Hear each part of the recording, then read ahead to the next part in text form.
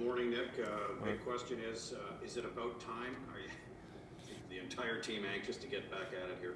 Yeah, I think obviously when you have an unknown layoff, not knowing when the next game's coming, when you're finally about to get on the airplane to go, we're getting excited for tomorrow. So hopefully we can start playing regularly here. Obviously something that's impossible to predict, but I'm guessing based on how you left the ice back 18th of December, you're very pleased with how you've been playing. Is it easy or what do you think the biggest challenge is in sort of shaking off the rust from these last 13 days? I think making sure that we don't overcomplicate things. I think that was something that was giving us success, was knowing what we need to do in our game to be successful and consistently do it. So that's something that we need to get back to right away, is just making sure that we get into our system and play that simple game. Nick, what are the biggest challenges that your team faces from the Leafs?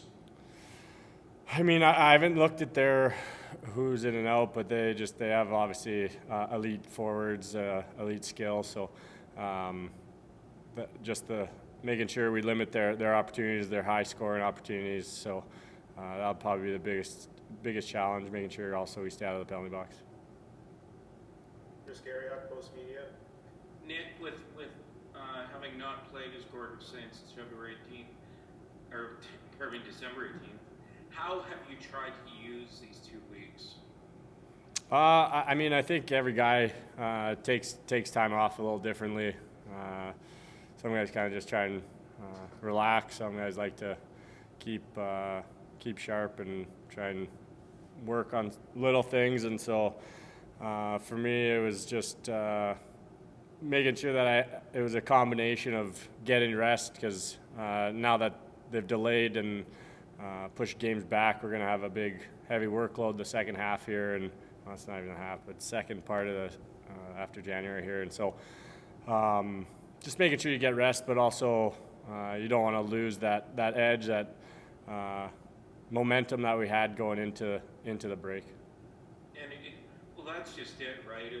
At some point, you're going to pay for this break, aren't you? Yeah, I mean, unfortunately, it's not like they're just canceling the games. We're going to make them up somewhere here, and that's going to condense the schedule, and we're going to be playing probably a few more back-to-backs and tighter games. So it is what it is. We'll figure it out as we go. We got Toronto tomorrow, and that's what we need to worry about. Just one last thing for me is someone who spent 10 days in isolation. Are you happy to see the 5-day isolation? Yeah, I definitely think from my own experience, it was probably 2 days in was when I had the 2 days of kind of symptoms and stuff like that. And then after that, it was kind of just waiting, sitting. So happy that some of the science is coming back, that you're not as contagious after those 2 days after you test positive, and they've limited it down to 5. TSN. Hey Nick, what do you expect from, I know there's not going to be any fans in the stands tomorrow, so how do you think it's going to be to play in that kind of an atmosphere after having fans back for so many games now? Yeah, I mean, I kind of went through that a little bit last year, playing in Vegas and then going up to Montreal in the playoffs there.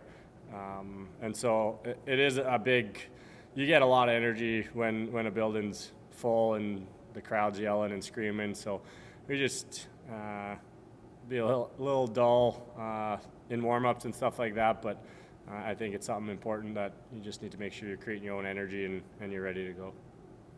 And what's this period been like as an athlete where you're preparing for games, all of a sudden they're postponed, and I don't know, maybe tomorrow's game, is it? Yeah, you don't know. It's not 100%. What if that one gets postponed? How do you deal with that?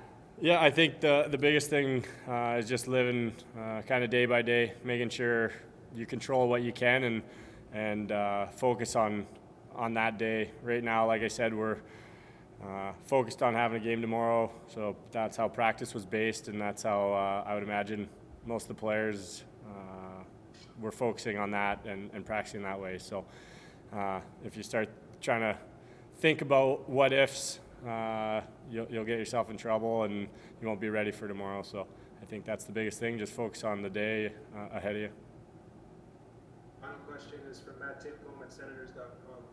Hey Nick, you mentioned getting some rest obviously over the course of the Christmas break, but just how important has this week of practice been at the same time?